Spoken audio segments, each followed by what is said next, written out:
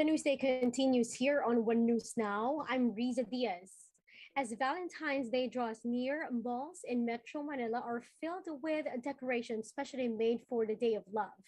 Jenna De La Peña with the story.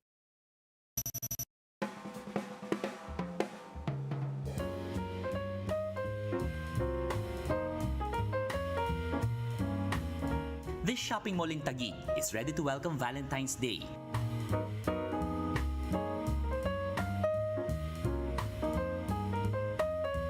With red decorations and hearts all over its premises. But as early as now, they are expecting more people to visit the mall days before Valentine's Day. With the continuous decline in cases, many people are getting more confident going out. Like the Cruz couple who are celebrating their 35th wedding anniversary. May booster na kami, okay na po. Nagba-vitamins naman para healthy yung kalusugan namin. So ngayon lang kami lumabas ulit sa tagal ng ilang years na hindi kami lumalabas. Malls have adopted health protocols to ensure safety of visitors. Restaurants have also arranged their tables to ensure that physical distancing is observed. Those who want to be extra safe may opt for al fresco dining or drive-and-dine option. Very challenging po, but we've adapted na since medyo matagal-tagal na rin po itong pandemic natin. So we have learned and we have use the practices that are best practices that we have learned. We took into consideration that we still have naman yung virus. Foot traffic is expected to increase, just the same as last Christmas season when cases were low. With this, those who will spend the weekend or Valentine's Day at the malls are reminded to always observe minimum public health standards. For News 5, Gerard De La Peña, we are One News. Meanwhile, the World Health Organization says the worst is over for COVID-19 for the Philippines. WHO acting Philippine representative Dr. Rahendra Yadav said that the country's declining cases is encouraging.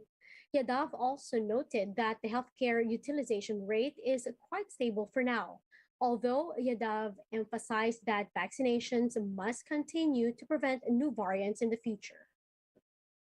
The decreasing trend of the number of new cases is really very encouraging. We also have seen a relatively low number of deaths during the recent Omicron surge. And also the nationally healthcare utilization rates are quite stable. So for now, we can say the worst is over, but that's only for now because we do not know how long this current favorable situation will last. We need to hope for the best, but remain prepared for the worst.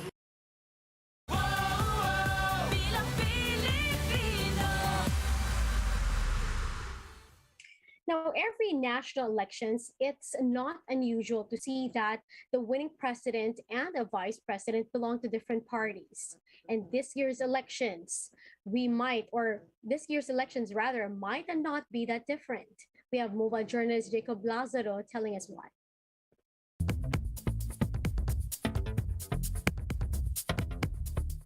The campaign kickoff of Vice President Leni Robredo was full of twists and turns, with some allies of the Duterte administration publicly declaring support for the leader of the opposition.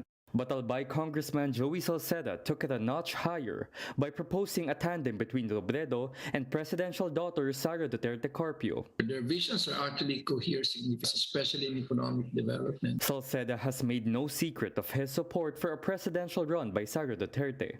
But with the Davao mayor opting for a vice presidential slot, Salceda chose a middle ground. Another Bicol politician, former House Majority Leader Rolando Andaya, is also now backing a Robredo-Sara tandem. We openly endorsed her as our candidate for president. Pag tinignan mo naman yung mga projects ni Sara, projects ni Leni, makikita mo kagad, both of them are really catered to what you call for the social development. But Attorney Tony Lavinia, former dean of the Ateneo School of Government, said that Sara Duterte will likely stick with her current running mate, Bongbong Marcos. She's a very disciplined politician. You can see that hindi siya umiiwas, hindi siya nag-divert. Lavinia pointed to the rift between Robredo and Sara Duterte, with Duterte repeatedly questioning Robredo's win as the vice president. On the 3rd, Salceda posted in his Facebook page a picture of Duterte and Robredo eating breakfast in 2015 to show that the two had a good relationship once upon a time. I don't think Leni Sara is a hostile combination.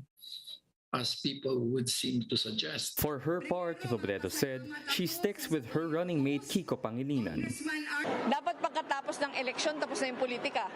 At kailangan magtulong-tulungan kami.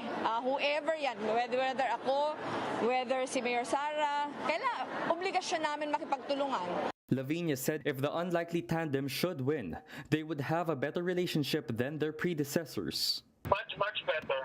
They'll be able to govern the country well kung gano'n na tandem ang mangyari. Mobile journalist Jacob Lazaro, we are One News.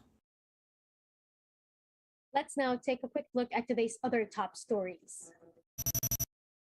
The United States warns that over 100,000 Russian troops could, quote, attack Ukraine any day now.